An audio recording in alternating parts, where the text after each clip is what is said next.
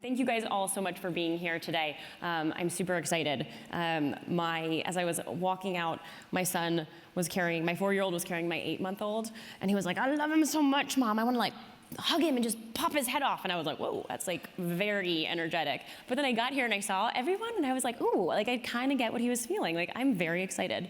I'm not going to pop anyone's head off, but I am excited to be here, so thank you. So I'm Molly Just. I lead our global public sector go-to-market here at Databricks. And again, I just really appreciate everybody coming. So the last 2 sessions have been amazing. You've heard about why a clear data strategy is necessary and how critical it is to build a trusted data foundation. So in this session, we're going to dive a little deeper into our real-world AI use cases.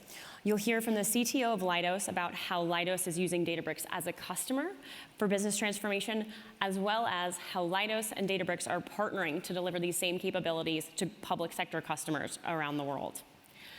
Finally, we're hoping that the Department of the Navy CTO, Justin Finelli, will be here. I've heard he's on his way. And so you'll hear from him on how the Navy is accelerating mission AI.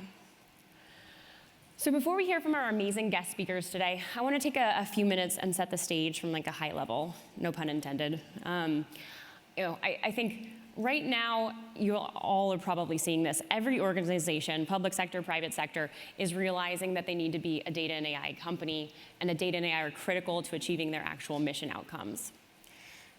I think AI isn't a buzzword anymore. Most public sector organizations are actively leveraging GenAI and are actively investing in it. And many are already seeing significant productivity improvements. At the same time, governments everywhere are leaning in. Leaders are pushing to modernize infrastructure and democratize data with mandates, executive orders focused on AI, modernization, data federation, and innovation. So there's a real urgency to move forward. But none of that means it's going to be easy, and I know this group knows that very, very well. Success isn't guaranteed, and in fact, still 75% of public sector organizations don't believe they have a data readiness level that's required for AI. So that's lack of data availability, lack of data accessibility, lack of data quality, data governance, or just the absence of a scalable data infrastructure. So it's not surprising then that public sector organizations still don't feel confident putting generative AI into production. So moving from those very fun, cool experiments into production is super hard, and I know you all know that. The first time I saw this slide, I literally said, but the bottom line is here, the difficulty of managing AI end-to-end is no joke. At scale, secure, responsible management of AI is very difficult. You have your fragmented data, proprietary formats, disparate systems are all driving complexity and high costs. So Databricks, it's designed to help simplify the complexity that we're all seeing, managing the whole AI lifecycle in one place, giving your teams the ability to bring data in, prepare it, manage models, and putting those models into use, while keeping security and governance consistent throughout. It also gives the teams tools to monitor use, quality, and costs throughout the process. What public sector organizations want in AI is pretty simple. AI that they can trust, AI that's grounded in their organization's data, strong governance, faster mission cycles, and the ability to leverage control so leaders feel comfortable scaling it. So now, to hear more about how Databricks delivers on those AI requirements, I'd like to have Eric Moore from Leidos come up and talk about how Leidos is using Databricks to do just that. Thanks, Molly. Appreciate it. All right. It's great to be Justin's warm-up act. I didn't know that was on the agenda until just now, so that's great. Hopefully he's here and it'll be a great session. Justin's awesome. So as Molly said, I want to talk a little bit about our view at Leidos of how the journey and some of the decisions and dilemmas that we have seen, and I have personally seen customers and ourselves wrestle with for a long time when making decisions about how to move out in making investments around data and analytics. So I want to talk a little bit about that dilemma, how I think that dilemma has evolved and really changed over the last 6 to 12 months, what that means and how we are responding to that, both internally and in how we go to support our customers in the delivery for their missions. I'm really interested, and hopefully there's some time afterwards to hear from you all as to whether this resonates with you, this theory that I have of how things have changed over the last 6 to 12 months, whether it's something that you're seeing in your environment, in your organization, or with your customers, whether you have a different opinion about it. It will be interesting to hear some feedback and have a conversation about it. So with that, let's jump right in. So the dilemma that I have seen customers that I've been working with, and within Leidos we have waffled back and forth on for 10, 20 years, is this dilemma and idea of homogeneity versus heterogeneity, right? And you can, in IT, think of this in lots of different domains. So you can think of it as a network stack, or a security stack, or a cloud and data center hosting environment. But obviously, I'm going to talk about it in the context of a data and analytics ecosystem.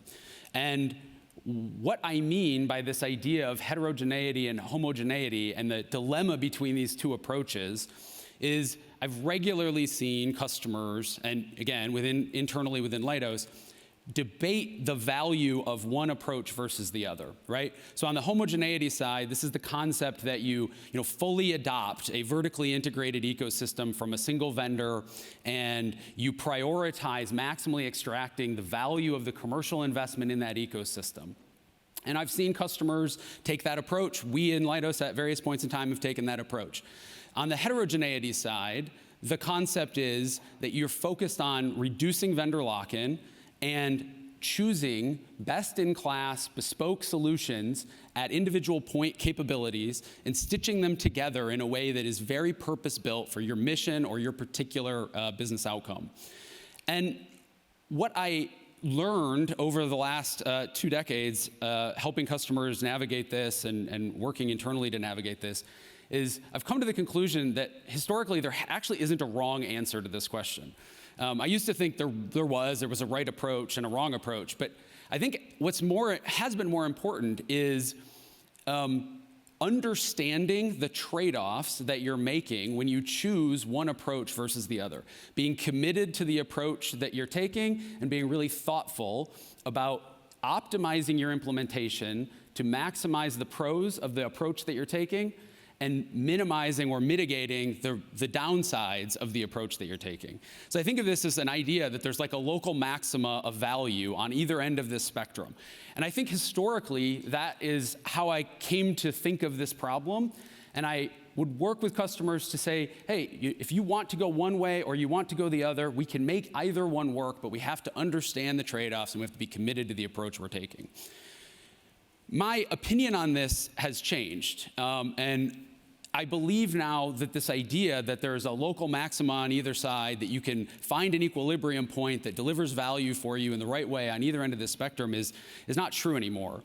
And I think now the reality is there's an absolute maxima that exists in between the two when it comes to data and analytics ecosystems. And I want to explain why I've come to that conclusion.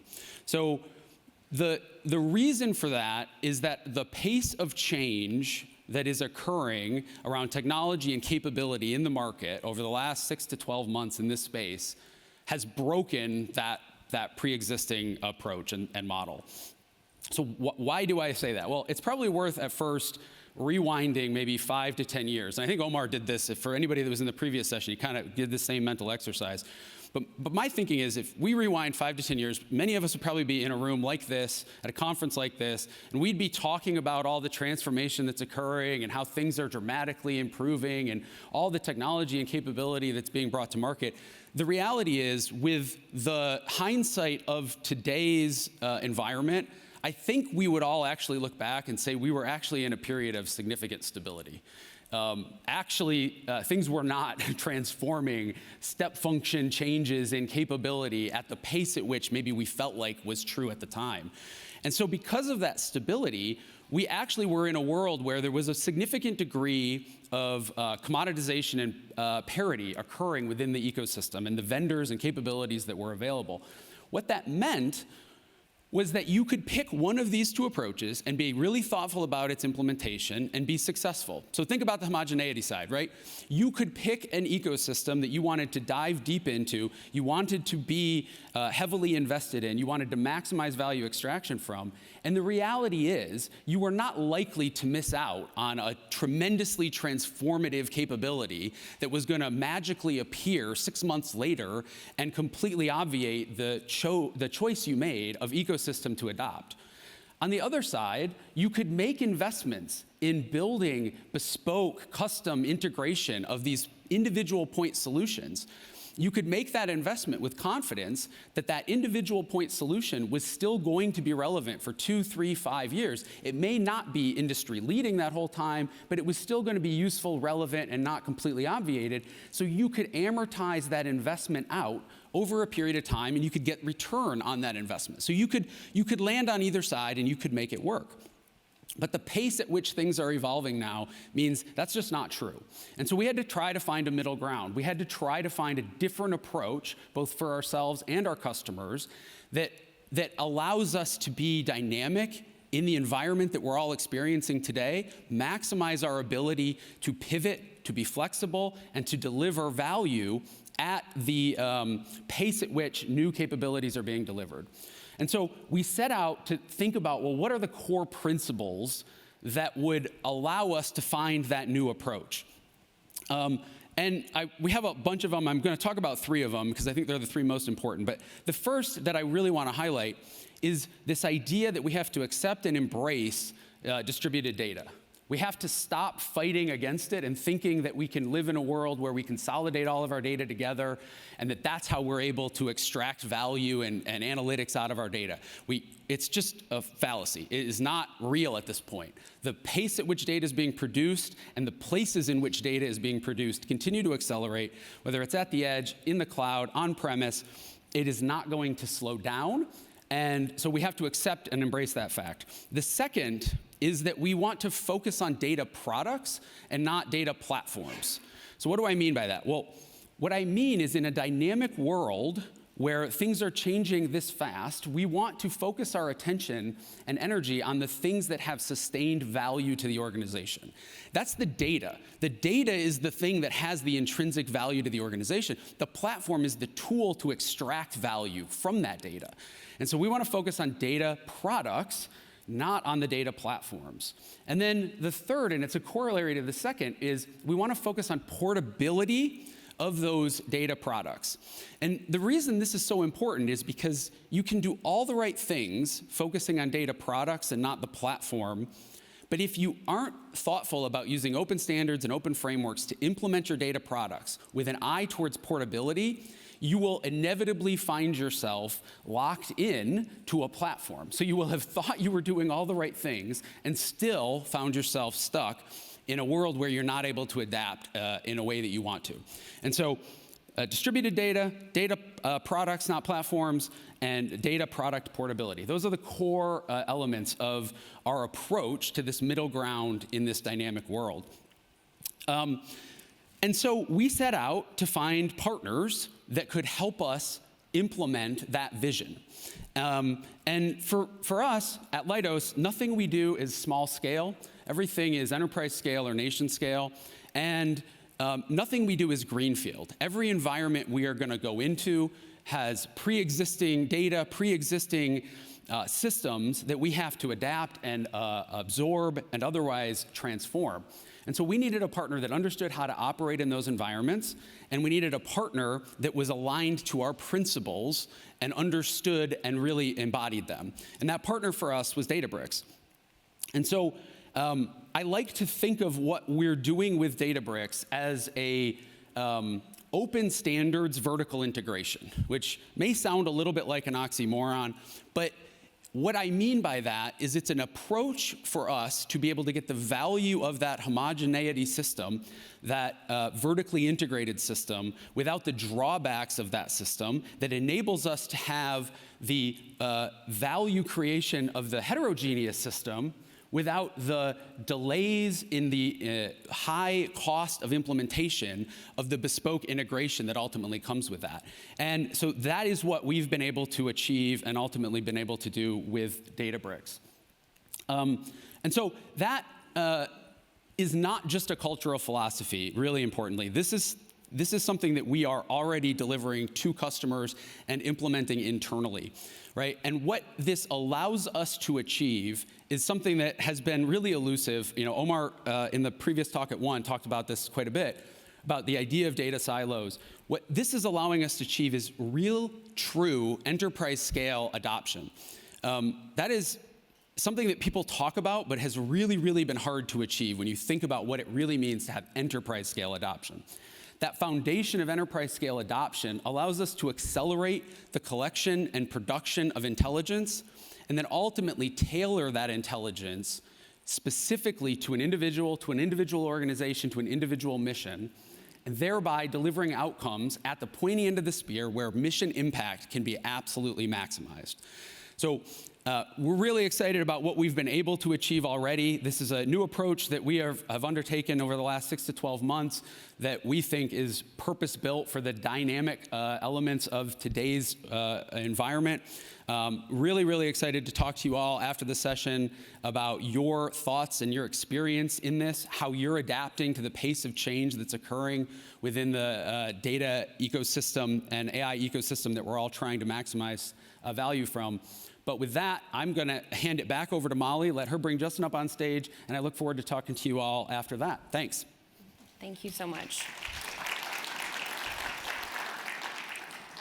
So that was great. Thank you so much, Eric. One thing I just wanted, before we bring Justin up for the fireside chat, I thought I would just kind of talk at a high level again on our most common mission outcomes, the real world mission AI across our customer base.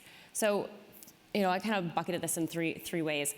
The first one that we see our agencies wanting is how they modernize the way they deliver public services. So if you think about it, you know, think about agentic workflows for benefit eligibility determination or AI-enabled health insights. The second way is we see these public sector organizations wanting to modernize the way they internally do business. So that could be anything from back office workflows, AI-enabled resource management, real-time fraud monitoring. And third is we see our public sector customers wanting to deliver security and build trust to their constituents. So these AI-enabled use cases aren't really futuristic anymore. Databricks is already enabling these outcomes across both private and public sector customers. And something that we don't talk about enough that I think we should talk about a little bit more is that Databricks is bringing the same data intelligence platform that powers some of the world's most advanced commercial companies to the public sector. And you heard Rory talk about that today a little bit. So if you think about financial stability, you have large corporations like a JP Chase, a Capital One that's using our platform to process petabytes of market data to manage risk and detect fraud in milliseconds. And that same technology that allows the commercial sector to protect your credit card swipe in real time also enables the IRS to process your tax returns very fast and prevent tax fraud while also not slowing down a tax refund for a working family. So if you think about global resilience, companies like Petrobras and Aon Insurance use Databricks to model everything from environmental risk factors to industrial safety, predicting disasters and accidents before they happen. Again, those same tools are used at public sector organizations like FEMA and the Defense Logistics Agency, where they can predict supply chain breaks, before a storm hits. Also at the World Bank to process large amounts of economic data that drive policy decisions. Within the transportation industry, companies like Rivian and Joby are ingesting streaming telemetry from electric vehicles and aircraft to ensure safety and to optimize performance in real time. These are the same tools supporting Mission AI at the Department of Transportation and the Department of Defense, where they need to manage fleet readiness, predictive maintenance, and airspace safety.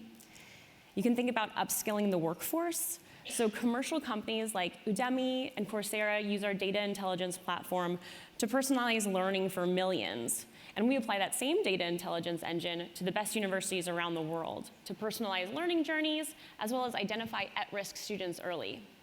And finally, thinking about industrials and manufacturing. Companies like John Deere and Skydio use Databricks to power autonomous machines that can ingest petabytes of sensor data to train computer vision models. They might allow a tractor to identify what is a crop versus a weed, or a UAV to map a 3D structure in real time. Again, these same capabilities are the same ones deployed at the USPS and Department of Transportation to manage their fleet. So across all of these areas, the pattern's the same. Trusted, scalable AI accelerates missions by giving those teams fast insights that they can act on immediately. So hopefully by now, you're starting to get a sense for how seriously Databricks takes delivering mission value to its customers. And in a minute, you're going to hear directly from one of our favorite customers on how his organization is accelerating mission operations. But before we do that, there's one thing that you can help us do to deliver even more mission value to the customers. And that's by helping us understand what mission outcomes you all are most interested in over the next year. This will help ensure that we're investing our resources in areas that are most important to you. So, if you can all scan this QR code that's surrounded by pictures of my children and Santa to make sure everyone is paying attention, I would very much appreciate if you can fill out the survey. Seriously, it will be really, really helpful. The data will be great. So I'll just give you a moment to do that.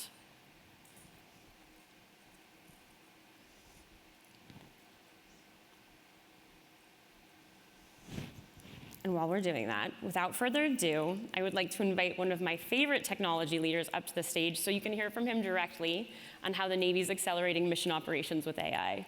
So it's a privilege to host him. I also promised him very loud clapping, so if you could clap extra loud for him, that was part of the deal. Please join me in welcoming Justin Finelli, the Navy CTO.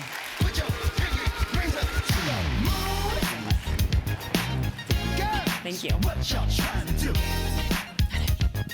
24 karat magic in the air.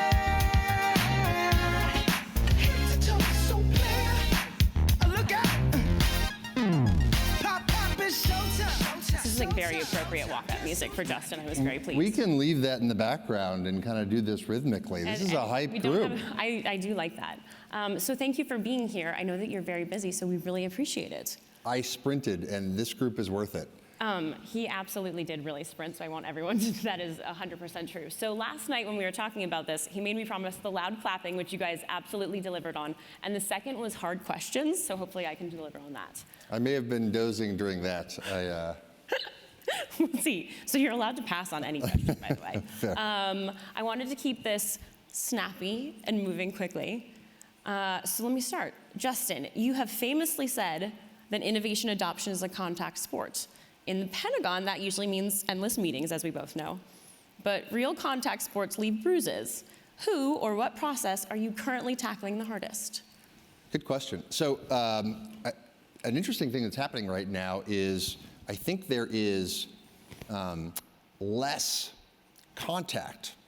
It is more like special ops than it is contracted engagement right now. So I think that what we're trying to attack right now is the value per dollar. And so like who's on the receiving end of that? People who like meetings. And so I literally had someone today, we said, hey, I think we understand, put together a proposal, and they said, it sounds like you'd like to learn more about this. And I said, that sounds like 4 more meetings. How about you give us a 1-page lean business case on what we can do, we'll circle, we'll redline, and then we'll sign or not. And so like the status quo is what is like under siege at this moment. And I think we recognize collectively, both in the government and outside, this can be power laws better. And a lot of the things that were stopping us before are still there, but they're either muted or we can run faster than them. And so like, let's do that. I can talk later about a couple places where we've 10x'd what was happening before, both in terms of speed and outcomes. And so like, we need to shoot the hole. Okay, perfect. So we talk a lot about mission AI at Databricks, using data actually to do something, not just report on it. When you look at the fleet today, be honest, are we actually using AI to change mission outcomes, or are we just writing better performance reports? I love whoever just laughed. You are my people. Is there more that we can do? Certainly afloat, yes. And so what that most recently has looked like was we tackled some big wins ashore. And then we compared them with what was happening afloat, and they said like there are places where our data performance and AI was better ashore than afloat. Like as a technologist, this makes sense. As someone who is supporting warfighters and in a department that really wants capability edge, it doesn't make sense. Yeah. And so what we did there was we brought a couple chief systems officers from carriers and other platforms forward and said, do you like this? And they said, yes, I would die for that on my ship. And we're like, well, here's what we have. 2 of them took it back to their ship. It was on there in 3 months. In one case, someone tried to march it back off, and then there was some potentially contact sporting. And then it's on all of the carriers now. This is a case where anything in that particular readiness zone of operations is performing significantly better. We now have a lot of cases where the bandwidth on ships and edge as a whole allow us to do things that we couldn't do 3 years ago. Wow. And so what do outcomes look like? It literally looks like faster changes to the system. So I teach a course called Software-Defined Warfare with a common friend of ours, and the culmination of that class was, what if we could do changing configurations on the edge, changing the way that we make decisions overnight? There are places where we're doing that, and there are so many more places where we could. It's just a matter of that sort of product market fit. Here's one thing that's different. We have sailors and Marines who have ideas. We also have vendors and partners who have ideas. We now recognize the requirements officers and people in my shop, we do not have all of the ideas. So what we need to get more outcomes at this moment is for people to be gnat's ass level of specific on their ideas, and then we can kind of make it malleable from there. That's terrific. That's really, I always try to joke on you, but then you say things like that, and it's just incredibly impressive. Okay, that leads me to this next question. What is a GenAI use case that really excites you right now?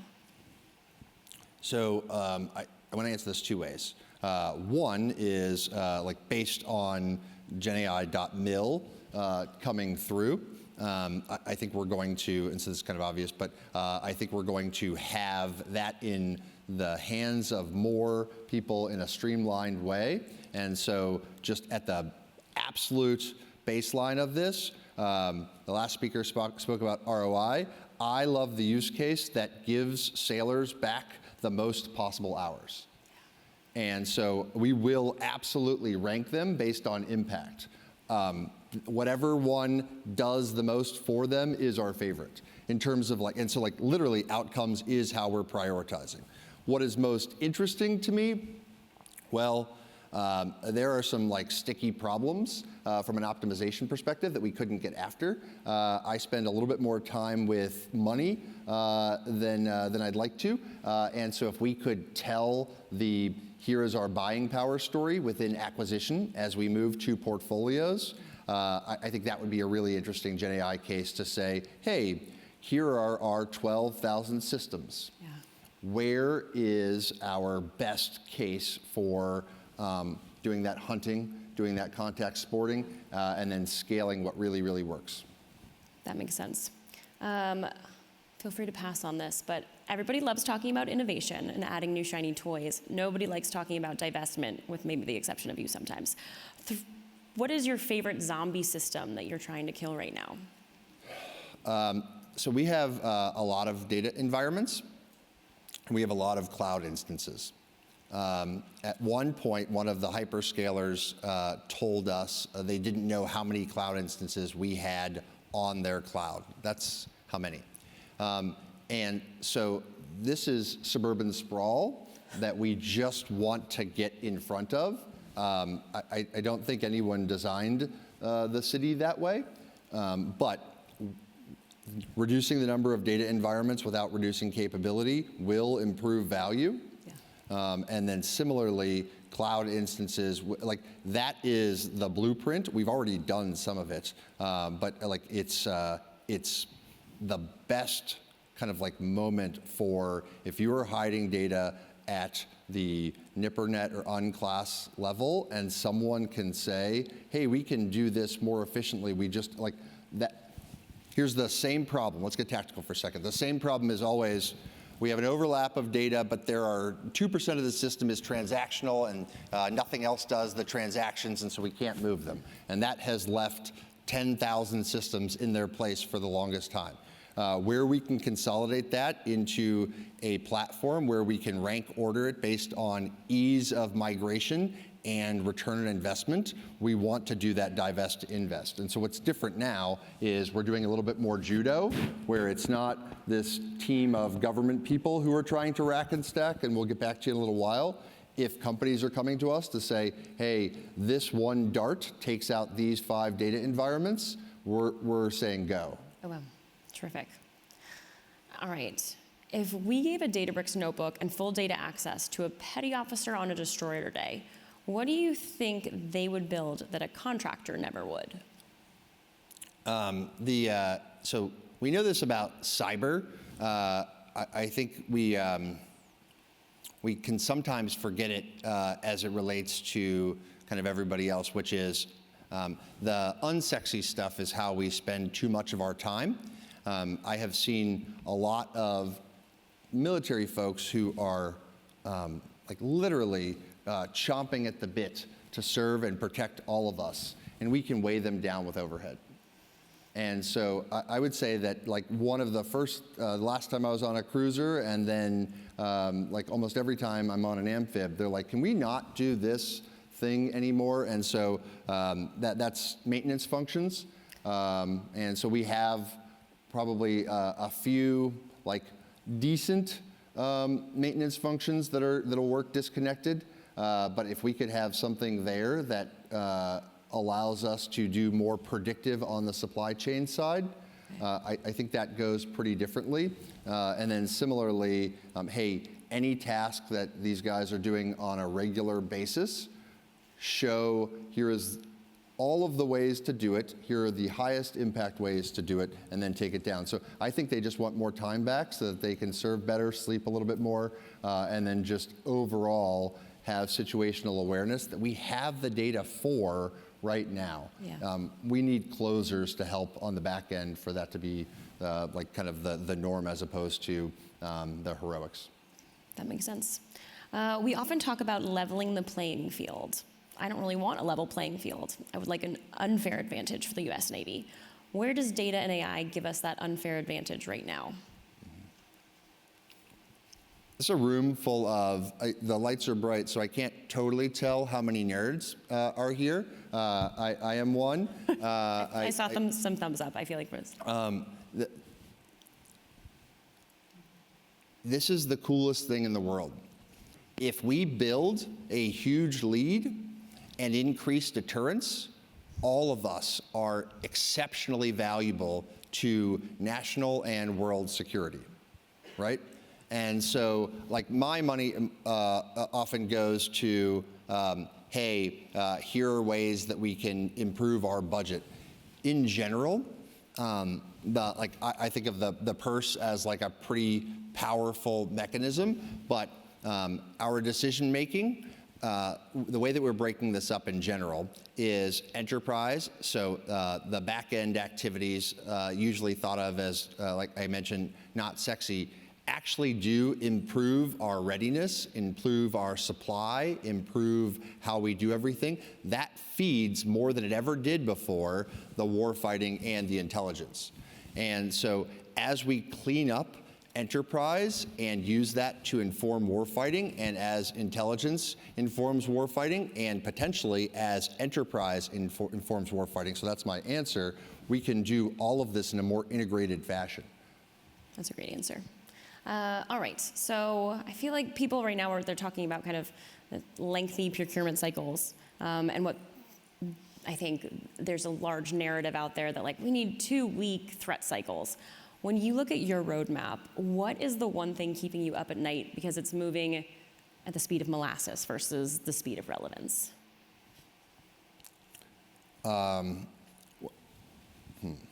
So within acquisition, we have a workforce who is learning to live in this new world. And I think what we can collectively do about that, if the feedback I often get is people were trained in the federal acquisition regulations, and so some of us have other transactional agreements, and that doesn't work the same way. So 2 answers. One is what keeps me up is that contracts and performance contracts still take too long because they're just there aren't enough people doing that as progressively as possible. And then I want to answer that. So like the solution that I've seen is if folks from the private sector come with a more baked solution, just like it's not fair, right? Like we want an unfair advantage, well, it takes unfair action.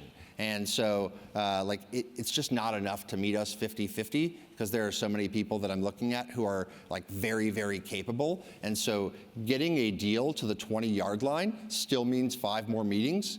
If people can bring deals to the 1-yard line to say, hey, here is a way that we can make decisions faster and get rid of systems, and all I have to do is have this data shared with me, and you have to write the contract this way. We are so much more receptive to that than any time in my 27 years. And so what I'm saying is, if there can be a silver platter activity that the private sector leads, we'll still, like, again, we can redline it, we can edit it, but like, I just think that you guys are more creative than us a lot of times. And so that's what keeps me up at night is people are giving us something at like the 7-yard line. And I'm like, oh, this looks so good, but there are 10 things at the 7-yard line and it's 11 p.m. and I can do 1 more and then text you back, or we could do 3 deals if they were at the 1-yard line. Yeah. And so just being able to close that cost and value gap quicker, that's what I see as a bottleneck. Yeah. Our chief AI scientist, Jonathan Frankel, asked me to ask you this question. What is your strategy when it comes to integrating AI in the Navy? As a whole? That's what he said. He would love to hear that. All right. In 2 minutes, because I do have a fun, like, rapid iteration. Great. So first one is, who thinks we're great at data sharing? All right. So a couple pieces to this strategy. Number 1, name enterprise services. So we have 50 business, BMA, business management area data environments.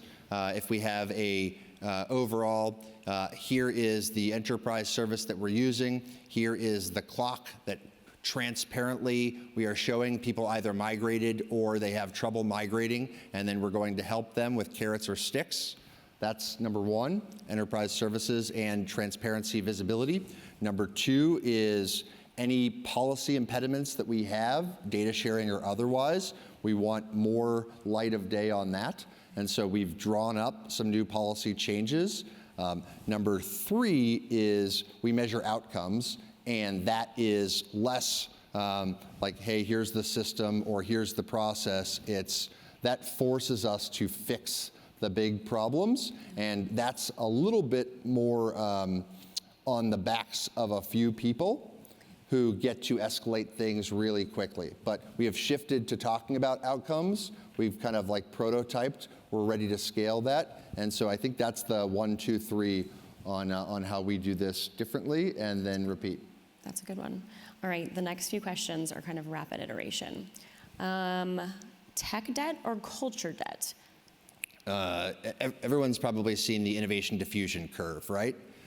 We don't need 100% of people to be like rowing harder than they've ever rowed before. We've had the 3% for a while. I think we're in that 12 to 15%, private and public, who can bring big wins. If we scale that across the whole left side of the bell curve, that is enough to fix both of them. Good answer. All right, you teach graduate students at Georgetown. What's one thing that a 22-year-old student understands about the future of tech that a senior government leader might miss?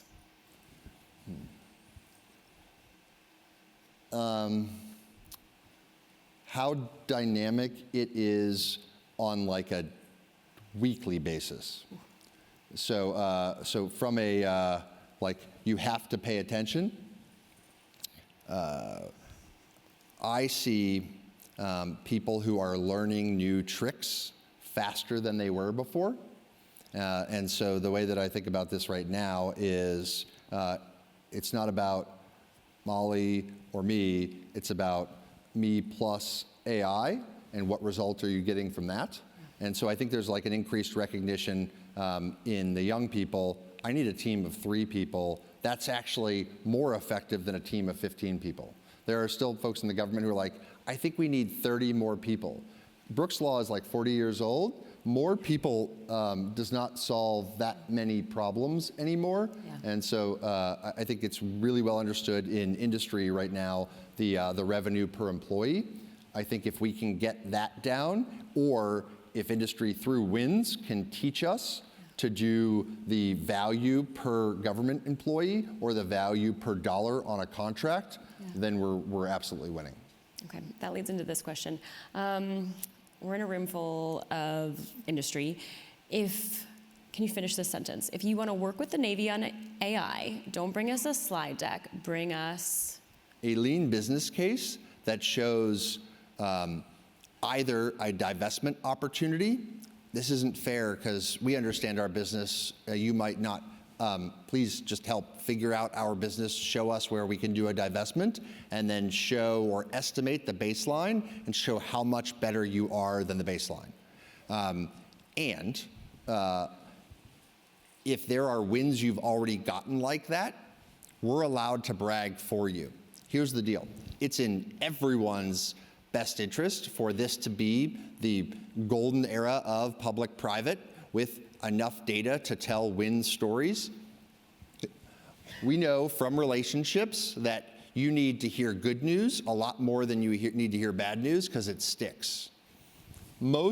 Historically, most government acquisition or delivery stories are like lean towards bad. We need to blow it out of the water. We need quantitative success stories. So if you have those, 215-917-9497. The idea of tallying up the number of success stories above what we've done before, let's tell those 3 to 12 times more than any bad news stories. We can do this together right now, and then we never have to go back to waterfall operations. I love that. All right, last question. If your job was a Netflix series, what would it be called and who would play you? That's going to require a little bit of thinking. That was a tough one, so I delivered on my part. I see this picture of me without facial hair, and I'm channeling, like, I'd like to watch Steve Carell play me. Hopefully he's not like too mean. But let's see. I'm gonna run down the clock and like actually let this flow. Adapt and adopt. And this is really the story of letting great Americans at great companies help reinvent the way that the government operates as a whole. Terrific. Everyone, Justin Finelli, thank you.